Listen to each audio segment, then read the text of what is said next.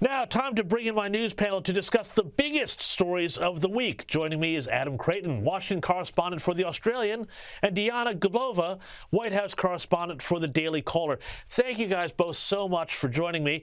Trump's looming indictment has given him a big fundraising boost. He's raised $1.5 million for his presidential campaign off the news of his potential arrest. Now, Diana, let's go to you first. Does this suggest to you that the Democrats, every time they go after Trump, are only shooting themselves in the foot? Well, again, Trump announced on Saturday that he would be arrested on Tuesday. Tuesday came, Wednesday, today is Thursday. There's still no indictment. In the meantime, those close to Trump and even Democratic strategists themselves have been saying that if Trump is indicted on these charges relating to Stormy Daniels, that could be a potential win for him, at least in the short term. It could give him a boost, both financially and also in the polling numbers leading up to the Republican primaries.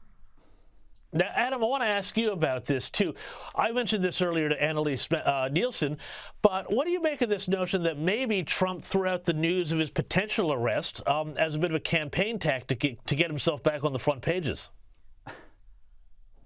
Well, look, it's certainly possible, and as you've outlined, it's working for him so far, at least financially. I mean, there were some leaks in the media last Saturday, I believe, or maybe even Friday night, that there was some indictment coming, and then Trump himself on Saturday tweeted out that he thought it was going to occur Tuesday. That's not happened, but certainly it's the top news story in the US. It has been for the past 4 or so days. That's massively helped Trump's fundraising.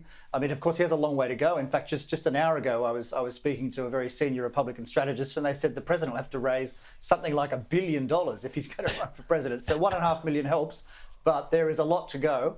But the broader picture here is this is just not playing well with the American people, this possible prosecution. Trump's polling is extraordinary, and everyone is surprised. I mean, he's easily the leading candidate amongst the Republican potential nominees. And I think the ordinary person is going to see, why is this 2016 possible crime being prosecuted in 2023? Yeah, it's not sitting right with a lot of people I'm speaking with, too. But I want to move on, and Adam, stick with you.